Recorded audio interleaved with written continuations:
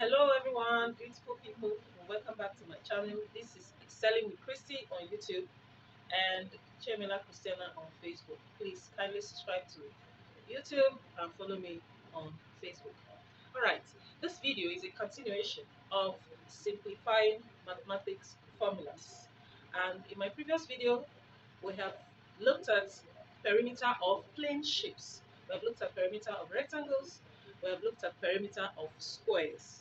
And today we're going to look at perimeter of circles, but it is called circumference of circles. Now here is a circle. Here is a circle. Okay. Remember we said perimeter is the outer boundary of a shape. The outer boundary of the shape. We're still calculating the perimeter of this circle. But in the case of a circle, the line that forms it, which is the outer boundary of this circle, is called circumference. Okay? Alright, before we continue, we're going to look at some physical properties of a circle. Already I've said the outer line is called the circumference. Now, look at this circle. I have several lines drawn across this circle in different dimensions, in different directions.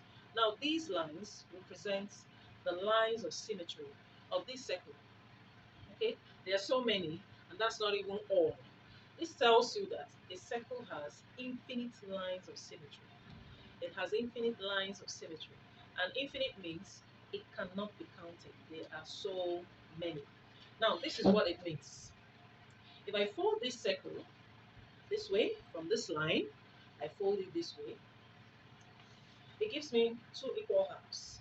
I fold this way, it gives me two equal halves. I fold another way, it gives me two equal halves. So whichever way I fold this circle, it gives me two equal halves. You can even fold from in between the line. Okay, so it means that the circle has multiple lines of symmetry and it's infinite because you cannot count them. Whichever way you fold it, it gives you two equal halves. Okay, now there are other properties of the circle, but that will take us to the board. Okay, looking at the board, we have two circles. Let's call this circle 1 and let's call this circle 2. Okay, now there's something different about these two circles. Now here is the center of this first circle, and there is a line drawn from the center to a part of the circumference. That line is called the radius. That line is called the radius. So any line drawn from the center of the circle to any part of the circumference, it could be this way, it could be this way, it could be this way. Okay, it is called radius. Now in the second circle, circle 2, okay, we have a line drawn from one side of the circumference, crossing the center, okay, to another part of the circumference. That line is called the diameter. That line divides this circle into two equal halves. That line is called the diameter. Now, let's relate diameter and radius.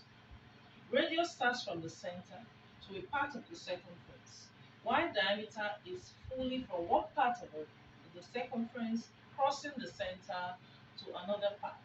Now it means that from here to here is radius. From here to here is radius. Okay? And from here to here is also radius. Okay? This then tells us that radius diameter is twice radius, and radius is diameter divided by 2.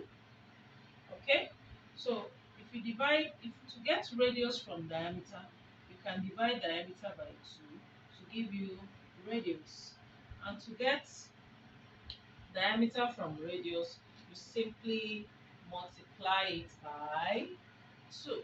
That's diameter equals 2r. Now let's go to finding the circumference of a circle. Before I go to finding the circumference of a circle, I'm going to explain something called pi. This is called pi, spelled pi, but this is a symbol. This symbol represents P. It's a Greek symbol representing P. Now this pi is the ratio of the circumference of the circle to its diameter. The ratio of the circumference of the circle to its diameter. So to find the perimeter of the circle using diameter, it is simply C representing circumference is equal to pi times diameter. Okay? Pi times diameter. Now, if we remove this to simplify the formula to look better, this will be C equal to pi d. Okay? Let's call this formula 1. Let's call it formula 1. Now, back to our circle. Remember we said radius is diameter divided by 2, and diameter is twice radius. Okay? Diameter is twice radius. Okay, if we come back to this formula and replace this diameter with 2r, okay? Now this formula will now become C for circumference equal to pi times 2, of course 2r means times 2r, 2 times r, okay?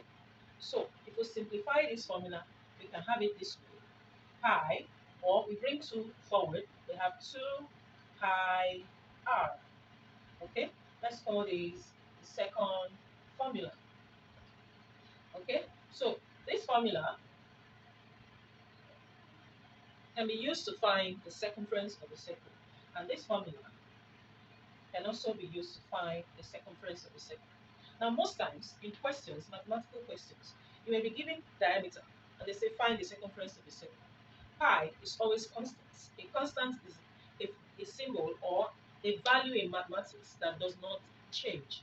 And the value of this pi is always 22 over 7, or which is approximately 3.14.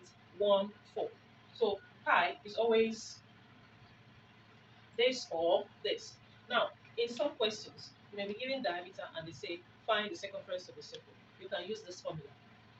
Sometimes you may be given radius and they say find the circumference of a circle. You can use this formula.